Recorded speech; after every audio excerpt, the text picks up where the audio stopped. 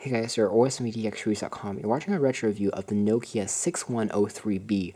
This is actually one of the earliest Nokia, handsets that was on contract with T-Mobile service, and it's one of the most popular ones, back a few years when this device was first popular and released. And it was around the age where, flip phones were all the rage, and having a digital camera really meant something. And also the Bluetooth capabilities of this thing was kind of revolutionary and advanced at the time of its release. Couple that with a great design, a very rugged and portable look to it, this device sold like crazy, and I still know a lot of my friends and family still use this thing, which is pretty incredible. Now, the one I have here isn't fully working anymore because it's exposed to extreme heat, but actually surprisingly calling people and most functionalities still work. So I just wanted to pull it out of its hiding place in its little shelf and show it back to you. The 6103, again, it's a flip phone. It is by no means a Motorola Razr-like product. It's very thick and it's very chunky, but thanks to its construction, which is made out of a nice soft touch materials, it feels extremely solid in the hand. As with all Nokia handsets, it's very nicely designed, and the keypad and buttons are all nicely placed, and they have a lot of thought process behind it, which I'm always glad to see. Behind the back cover, which I wanted to show you, you can find the place for a SIM card slot. The Nokia 6103B is a GSM quad-band world phone, so you can use this thing, in the States with AT&T service if you get this unlocked. Or you can also take it to other countries around the world and still use this phone as a backup phone, even today's standards. It's going to work pretty well. Because, again, this is a feature phone, but it's a phone first, and Nokia always does a nice job of creating good phones because the receptions are good and the call quality and microphones are good. So there you go, you put the SIM card in there and you can lock it up like so, and then you would just twist this little bar to the up a little bit, and the SIM card would be locked in place. As far as the battery is concerned, it looks pretty much like all Nokia batteries. It has this nice gray tone monochrome styling on it, and you inserted it and it's ready to go.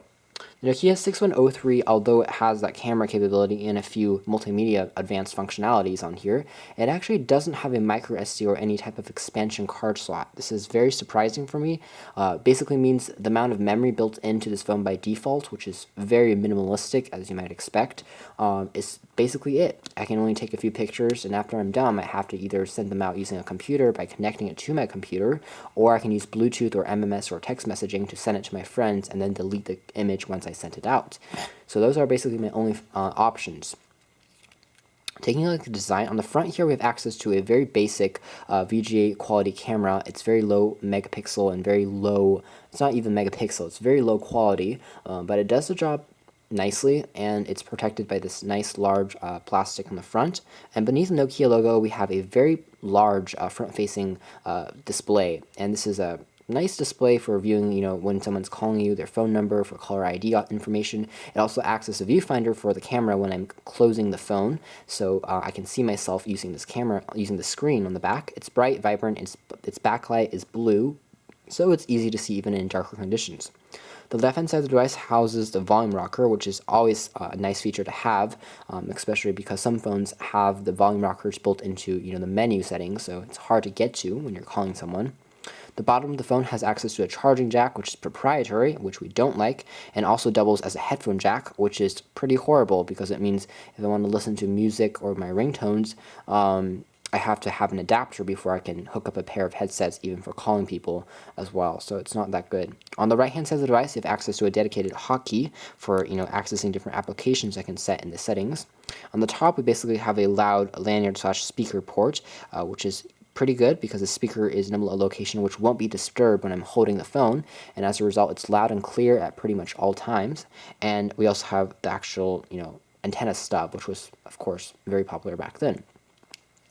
Flipping the phone open, you can see that this is a very traditional flip phone. As far as LCD displays go on the phone, this is a slightly smaller than the one found on Motorola Razr. Still, the screen on this thing takes well advantage of the pretty large and bulky size of the phone, and as a result, the screen stretches across the whole of the screen, and so if you're looking for something that takes advantage of the screen size, it's still something that's pretty good and relevant. On the top is your earpiece for hearing people that you call on, and on the bottom you have your navigation array. Now, Nokia has always done a really, really good job with their keypads and navigational settings for their D-pads and T9 style navigation stuff, and this is no exception.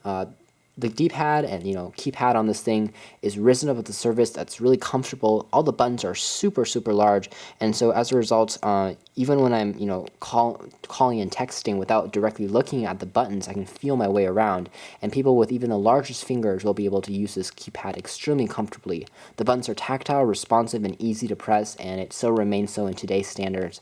Just a very impressive keyboard overall. So especially if you're considering this for kids or older, older audiences, this might be a good idea because it's simple and it's easy.